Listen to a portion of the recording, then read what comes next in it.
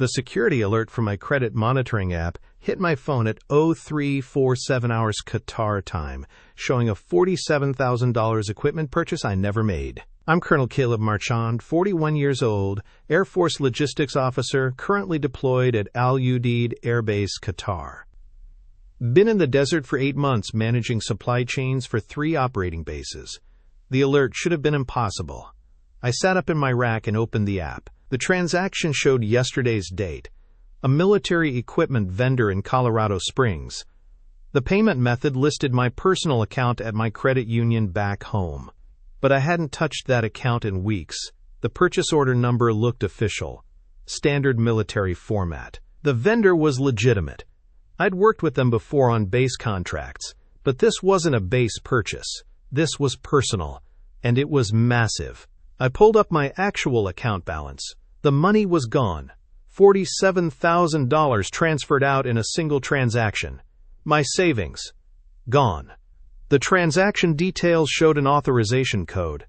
A CAC card verification number. My CAC card was in my wallet, right where it belonged. I checked. Still there. Still valid. But the verification timestamp showed 1,430 hours Mountain Time yesterday. I was in a briefing at that exact moment. 7,000 miles away. With witnesses. I screenshot everything. Then I called my credit union's fraud line. The automated system put me on hold for 12 minutes. When the representative finally answered, she sounded tired. "Sir, I see the transaction. It shows proper military authorization. CAC card verification completed successfully. The purchase was flagged as approved military equipment procurement. I'm deployed in Qatar. I didn't make this purchase. The system shows the transaction originated from Colorado Springs. The CAC card verification matched your profile exactly." I hung up and stared at the phone. Someone had used my identity to steal $47,000. Someone with access to my personal information. Someone who knew military procurement procedures. Someone who had my expired CAC card. I opened my laptop and logged into the vendor's website. The purchase order was there, listed under my name, my rank, my unit designation. But the shipping address wasn't mine. The equipment was being delivered to a residential address in Denver, an address I'd never seen before. I grabbed my notebook and wrote down everything. Transaction numbers, timestamps, the Denver address, the vendor's contact information. This wasn't random fraud. This was targeted. Professional. Someone close enough to have my old CAC card. Someone who knew my schedule. Someone who understood military procurement well enough to make this look legitimate. The equipment list made my stomach drop. Night vision devices. Tactical communication gear. Body armor. High military surplus that could be resold for serious money. I checked my phone again. 3 more alerts had come in while I was on the call. 3 more transactions, each one bigger than the last. $62,000. $81,000. $94,000. All authorized with my CAC card verification. All shipped to different addresses across Colorado. I needed help. Fast. I called Staff Sergeant Maria Delgado. She worked in our unit's cybersecurity division back at Peterson Space Force Base.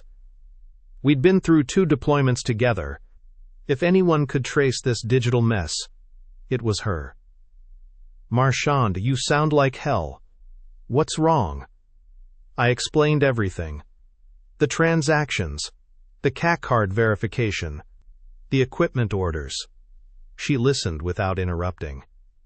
"Send me those screenshots. I'll run the vendor through our fraud database. This sounds like someone's running a sophisticated operation." While I waited for her callback, I dug deeper into my own records. When had I last seen my old CAC card? The expired one from my previous assignment. I kept it in my desk drawer at home, a memento from my time at Fort Carson. My home in Colorado Springs.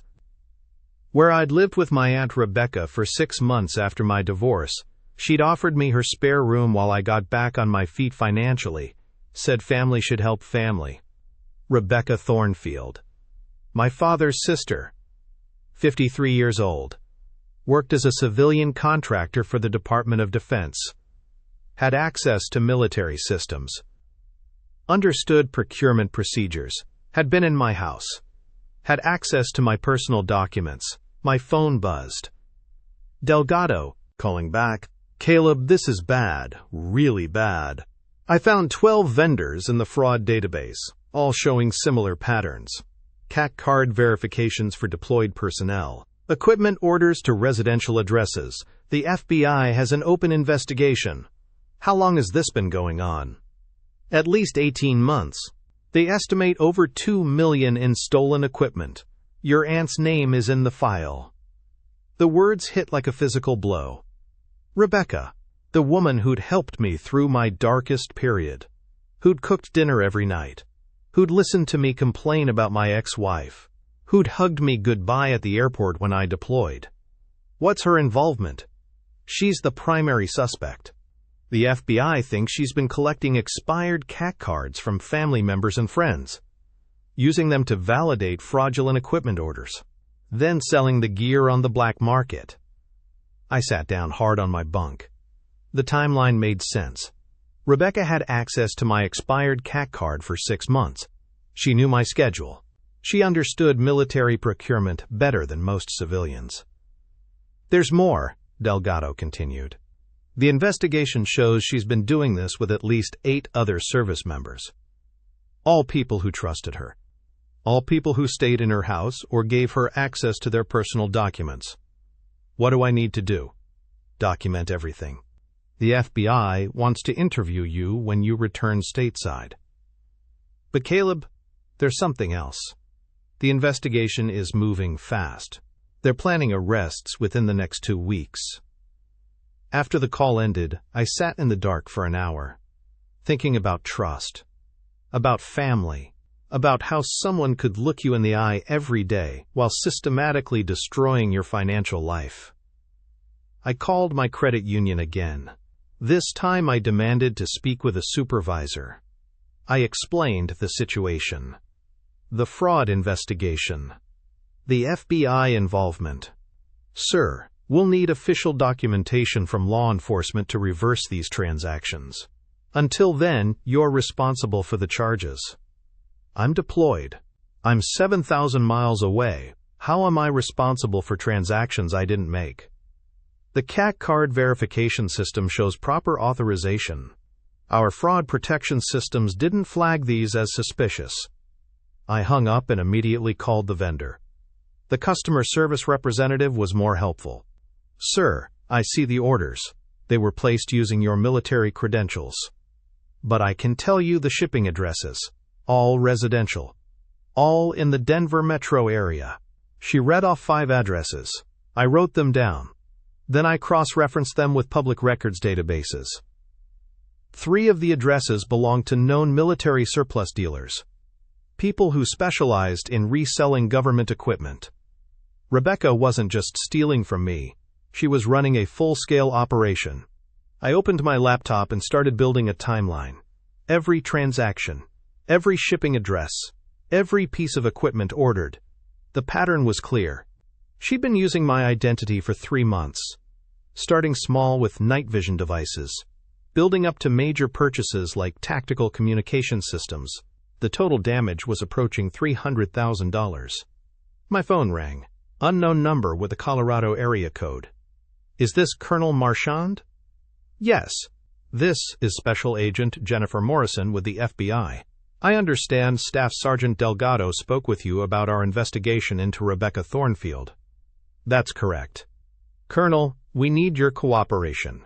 We're planning to arrest Miss Thornfield next week, but we need recorded of her admitting to the fraud. Would you be willing to participate in a controlled phone call? I looked at the screenshots on my phone. Nearly $300,000 in fraudulent charges. Equipment that could up in the wrong hands. Other service members who'd been victimized. What do you need me to do? Agent Morrison explained the procedure over a secure video call. The FBI had been tracking Rebecca for weeks. My case was part of a larger investigation into military identity theft rings operating near major bases. We'll monitor the call from our Denver field office. You'll wear a recording device during your next leave. We need her to admit to using your credentials and selling the equipment. When do you want to do this? Your leave starts in 6 days. We'll coordinate with base security to brief you before you fly out. I spent the next week reviewing every detail of Rebecca's operation. The shipping addresses, the equipment specifications, the timing of each transaction. I memorized it all. Staff Sergeant Delgado helped me prepare for the confrontation. We ran through different scenarios. What if she denied everything? What if she tried to blame someone else? What if she became suspicious? Keep it simple, sir. Let her talk. People who commit fraud usually want to justify their actions. The flight back to Denver felt longer than usual. I kept thinking about the last time I'd seen Rebecca. Christmas dinner. She'd hugged me goodbye and wished me safe. 3 weeks later, she'd started stealing from me. Agent Morrison met me at the airport. She was younger than I'd expected. Professional. Direct. We've been watching her house for 2 weeks. She's still receiving packages. Still selling equipment online. We found her eBay account yesterday. She handed me a tablet showing Rebecca's seller profile. Hundreds of transactions. Military-grade equipment. Night vision goggles. Tactical radios. Body armor. All sold to private buyers across the country. How much has she made? Conservative estimate? $400,000. Your identity was just one of several she's been using. We drove to the FBI field office. Agent Morrison fitted me with a recording device. Small. Undetectable. The wire ran under my shirt to a transmitter clipped to my belt. The device has a 6-hour battery life. We'll be monitoring from a surveillance van parked 2 blocks away. If anything goes wrong, say the phrase, "I need to call my commanding officer." We'll move in immediately. I called Rebecca from the FBI office. She answered on the second ring. "Caleb, you're back early. I thought your leave wasn't until next week. Change of plans. Can we meet for coffee? I want to talk about something." "Of course. The usual place? Actually, can you come to my apartment? I have some paperwork to show you." There was a pause. "Paperwork?" "Financial stuff. I need your advice on some investments." "Sure. Give me an hour." Agent Morrison drove me to my apartment complex. The surveillance van was already in position. 2 agents with monitoring equipment. A tactical team on standby 3 blocks away. Remember, let her talk. Don't accuse her directly. Ask questions about the charges. See if she volunteers information. I waited in my apartment, reviewing the script we'd prepared, checking the recording device. At exactly 3 o'clock, Rebecca knocked. She looked the same. Confident. Friendly. No sign of guilt or nervousness. "You look good, Caleb. Treating you well?" "It's been challenging. That's actually what I wanted to talk about." I showed her my laptop. Bank statements displayed on the screen. The fraudulent charges highlighted in red. "I've been having problems with my accounts. Someone's been using my military credentials to make purchases. Large purchases." Rebecca leaned, studying the screen. "That's terrible. Have you reported it to your bank?" "I have. But the weird thing is, whoever did this had access to my CAC card information, my military ID number, even my schedule. That's strange. Who would have that kind of access?" I watched her face carefully. No change in expression. No tells. "That's what I can't figure out. The purchases started 3 months ago, right after I deployed. Someone who knew I'd be overseas for an extended period." "What kind of purchases?" "Military equipment, night vision devices, communication systems, tactical gear, the kind of stuff that requires military authorization to buy." Rebecca nodded sympathetically. "Do you think someone at your base is involved?" "Maybe. Or someone back here who had access to my personal information." I pulled up the shipping addresses on my laptop. "Look at this. All the equipment was shipped to addresses in Denver. 5 different locations." Rebecca studied the addresses. I watched for any sign of recognition. "Nothing.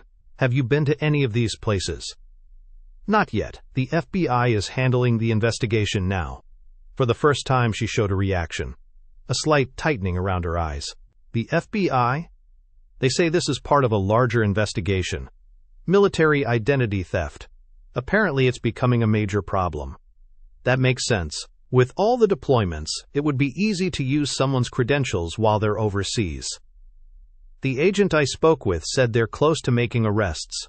They have surveillance footage from some of the delivery locations. Rebecca shifted in her chair. Surveillance footage? Security cameras. The equipment was delivered to residential addresses, but the buyers were reselling it online. The FBI tracked the sales through eBay and other platforms. How much money are we talking about? In my case, almost $300,000. But they think the total operation is worth over $1 million. Rebecca was quiet for a long moment. Then she looked directly at me. Caleb, I need to tell you something. My heart rate increased. The recording device felt heavy against my chest. What is it? I know who's been using your credentials. You do? It's me. The words hung in the air between us. Simple. Direct. Devastating. I've been using your CAC card information to order military equipment. I've been selling it online. I've made about $200,000 over the past 3 months. I stared at her. Why? Because I needed the money. My business is failing. I'm behind on my mortgage. And you're deployed. You wouldn't notice the charges for months. Rebecca, this is fraud. Federal fraud. I know what it is. But I also know you. You'll help me fix this. You always help family. Fix this? You've stolen $300,000 using my identity. I can pay it back. Most of it. I still have inventory I haven't sold yet. She reached into her purse and pulled out a notebook. Handwritten records of every transaction. Every sale. Every profit margin. Look, I kept detailed records. I can return the unsold equipment. I can transfer money back to your accounts. We can make this right without involving law enforcement. It's too late for that. The FBI is already investigating. Rebecca's expression changed. The friendly mask disappeared. You called the FBI on me? I called them because someone was committing fraud using my identity. I didn't know it was you. But now you do, and you can make this go away. No, I can't. Yes, you can. Tell them you figured out what happened. Tell them it was a misunderstanding. Tell them you gave me permission to use your credentials. I'm not going to lie to federal agents. Rebecca stood up and walked to the window. You don't understand, Caleb. If I get arrested, I lose everything. My house, my business, my reputation. You should have thought about that before you started stealing from me. She turned back to face me. I wasn't stealing from you. I was borrowing from you. There's a difference. Borrowing requires permission. I knew you'd say yes if I asked. But you didn't ask. Because you would have worried. You would have tried to send me money instead. This way was cleaner. I looked at the notebook in her hands. Months of planning. Systematic theft. Calculated deception. How did you get my CAC card information? You left your wallet here last Christmas. I photographed everything while you were in the shower. And my schedule? You told me. You always tell me about your assignments. The recording device captured every word. Every admission. Every detail the FBI needed for prosecution. Rebecca sat back down. So what happens now? Now, you turn yourself in. Cooperate with the investigation. Return whatever equipment you still have. And if I don't, then the FBI arrests you anyway. But with less cooperation credit. She was quiet for several minutes. Then she opened the notebook and started reading. Order number 4471. Night vision goggles. Purchased for $800. Sold for $1,500. Profit, $700. She continued reading. Every transaction. Every profit. Every piece of the FBI needed. Order number 4502. Tactical radio system. Purchased for $3,000. Sold for $5,000. Profit, $2,000.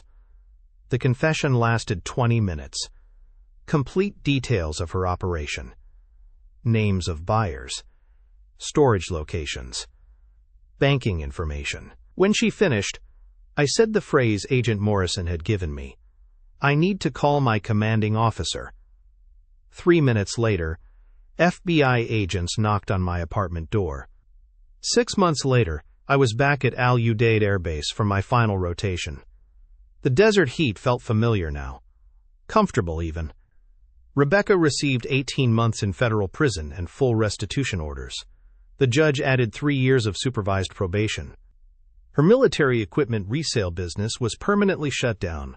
The FBI recovered most of the stolen gear from her storage unit and various buyers across 3 states. My credit score had fully recovered.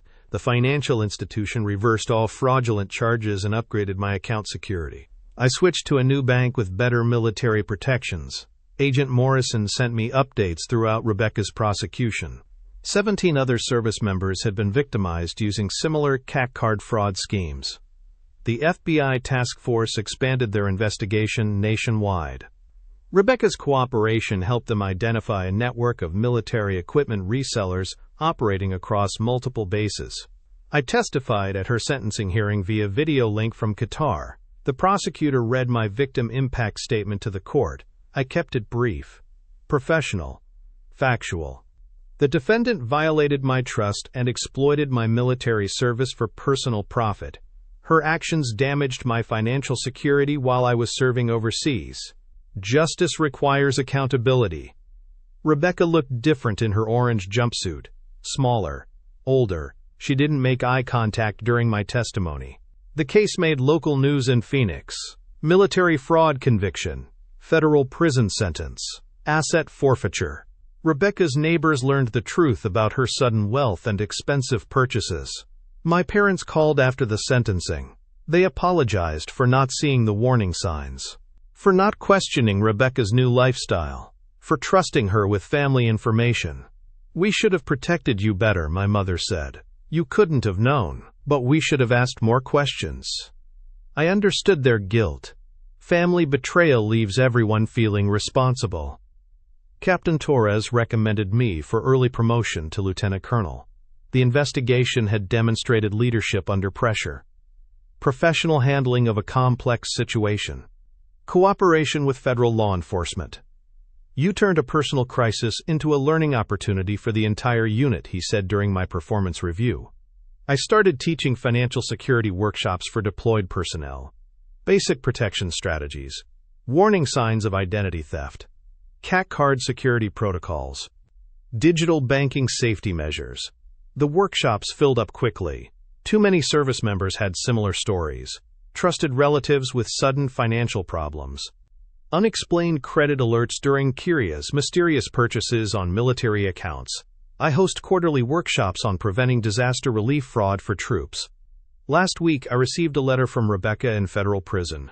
She wanted to apologize, to explain her desperation, to ask for forgiveness. I didn't respond. Some betrayals can't be forgiven. Some trust can't be rebuilt. Some relationships permanently.